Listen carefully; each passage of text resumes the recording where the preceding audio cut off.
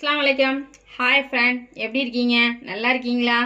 நம்ம வீடியோவை தொடர்ந்து பார்க்குறீங்களா? ஆஃப் பண்ணாமல் ஃபுல்லாக பாருங்கள். ஃபுல்லாக பார்த்தா தான் உங்களுக்கு எப்படிங்கிறது தெளிவாக தெரியும். இப்போ பாருங்கள் ஃப்ரெண்ட், முட்டை குருமா வைக்க போகிறோம். முட்டை குருமா எப்படி வைக்கிறது அப்படிங்கிற செய்முறையை நான் சொல்ல போகிறேன். இங்கே பாருங்கள், 3 முட்டை எடுத்திருக்கேன், 1.5 ஸ்பூன் இஞ்சி பூண்டு எடுத்திருக்கேன், கறி மசாலா, மிளகாத்தூள் எல்லாம் கலந்தது 1.5 ஸ்பூன் எடுத்திருக்கேன், 4 வெங்காயம் எடுத்திருக்கேன், 4 தக்காளி பழம் எடுத்திருக்கேன், 2 பச்சை மிளகாய், மல்லி புதினா, 1 இனிக்கு கருவேப்பிலை. இப்போ பாருங்க, ஹட்சன் தயிர் வச்சிருக்கிறேன், 2 ஏலக்காய், 4 கிராம்பு, தேவையான பட்டை எல்லாமே கலந்து எல்லாம் மிக்ஸ் பண்ண மசாலா தூள் எடுத்து வச்சிருக்கிறேன். மல்லி, சோம்பு, சீரகம் போட்டு எல்லாம் கலந்தது. அப்புறம் இங்கே பாருங்க, அந்த குருமாக்கு முட்டை குருமாக்கு இங்கே பாருங்க, முட்டை குருமாக்கு வந்து தேங்காய் திருவி வச்சிருக்கிறேன். அதில் பூண்டு ஒரு 5 பல்லு போட்டிருக்கேன், சோம்பு போட்டிருக்கேன், பொட்டுக்கடலை போட்டிருக்கேன். இப்படி போட்டு நம்ம வந்து குருமாவுக்கு அரைச்சோம்னு சொன்னால் டேஸ்ட்டாக இருக்கும். இது டேஸ்ட்டே தனி. எப்படி முட்டை குருமா செய்கிறோங்கிறத இப்போ பார்க்கலாம் வாங்க ஃப்ரெண்ட். இங்கே பாருங்கள், ஒரு 2 ஸ்பூன் எண்ணெய் போடுறேன், பார்த்துக்கோங்க. அப்புறம் வெங்காயம் போடுறேன், எண்ணெய் காஞ்சிடுச்சு.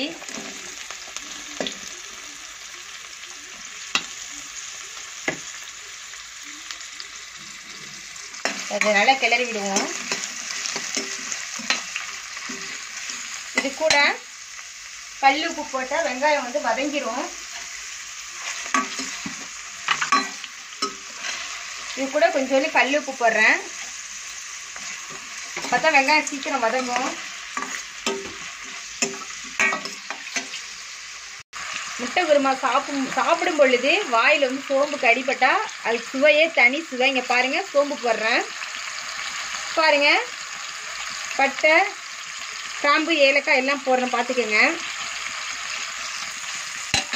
ஃப்ரெண்ட். இது வந்து குருமாவுக்கு போடுற பூ. இங்கே பாருங்கள், இந்த 2 இது எடுத்து போடுறேன். இது வந்து பிரிஞ்சி இலை, பிரியாணி இலைன்னு சொல்லுவாங்க. இந்த அதையும் போட்டுட்டேன் பாருங்கள். நல்லா போட்டு எல்லாத்தையும் மிக்ஸ் பண்ணி நல்லா வதக்கணும். இப்போ நான் வதங்கிட்டு இருக்குது. முட்டை குருமா வந்து டேஸ்ட்டாக இருக்கும், நல்லா இருக்கும்.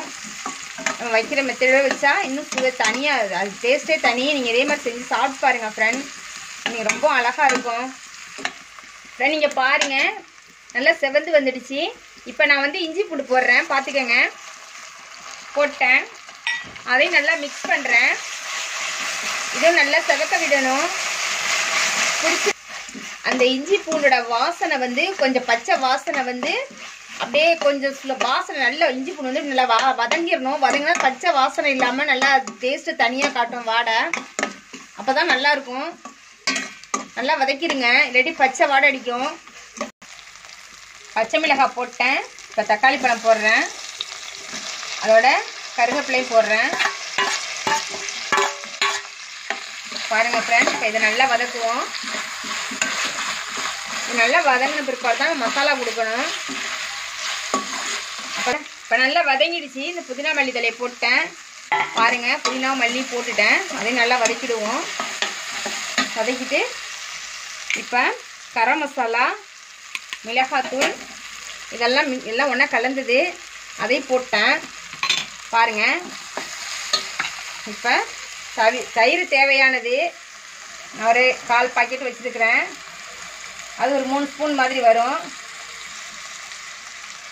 போட்டிருக்கேன் பாருங்கள். தயிர் ஊற்றிட்டேன். இப்போ தயிர் ஊற்றி மிக்ஸ் பண்ணுறேன் பாருங்கள். இப்போ கொஞ்சம் மஞ்சத்தூள் போட்டேன்.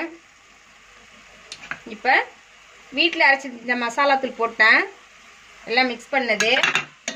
ஏற்கனவே உங்களுக்கு நான் சொல்லியிருக்கிறேன்.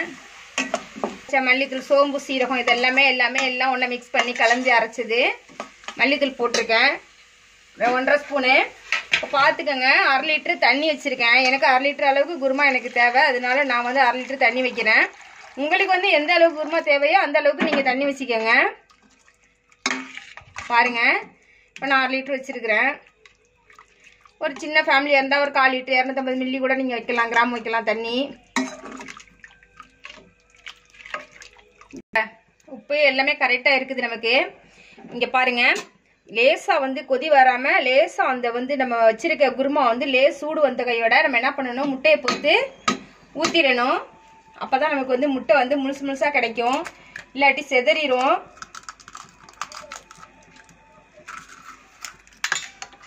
பாருங்க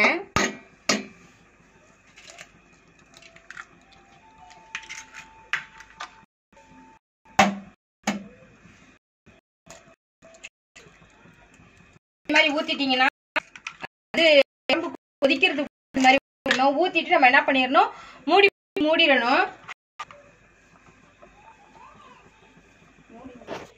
இங்க பாருங்க ஃப்ரெண்ட், கொதிக்குது. ஆனா வந்து கிண்டி விட்டுறாதீங்க. இந்த மாதிரி ஊத்தி நம்ம என்ன பண்ணிடணும், மூடிடணும். மூடிட்டு நம்ம வந்து ஸ்டவ் வந்து ஸ்லோ பண்ணிடணும், ஸ்லோவா வச்சிடணும். அப்பதான் வந்து ஏன்னா முட்டை வந்து அடியில பிடிக்காம இருக்கும். கிண்டிட்டா முட்டை வந்து கிளங்கிரும். அதனால நம்ம வந்து கிண்டக்கூடாது, ஸ்லோ பண்ணி வச்சிருங்க. இப்போ வந்து நான் வந்து குருமாக்குள்ள தேங்காய் அரைக்க போறேன். அரைச்சிட்டு வந்து நான் உங்களுக்கு சொல்றேன் ஃப்ரெண்ட். இங்க பாருங்க, நான் இப்ப திறக்க போறேன். திறந்துட்டேன். பாருங்க, இப்ப நான் வந்து ஸ்லோவில் தான் வச்சிருந்தேன் அடுப்பை.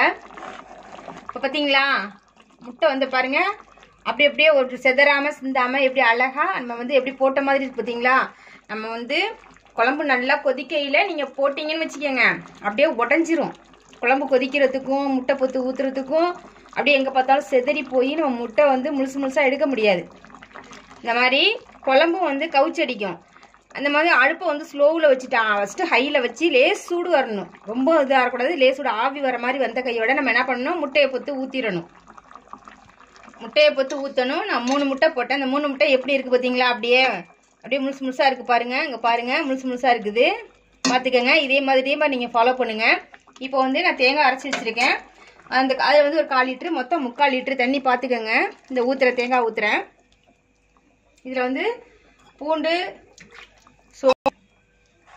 இதில் வந்து தேங்காய், சோம்பு, பொட்டுக்கடலை, பூண்டு 3 நான் வந்து மிக்ஸ் பண்ணி இதை வந்து நான் அரைச்சிருக்கிறேன். ஏன்னு சொன்னால் இந்த எதுக்கு நான் தேங்காயோட நான் வந்து சோம்பு பூண்டு வைக்கிறேன் அப்படின்னு சொன்னால், இந்த முட்டையோட ஸ்மெல் வராமல் இருக்கும், நல்லா இருக்கும்.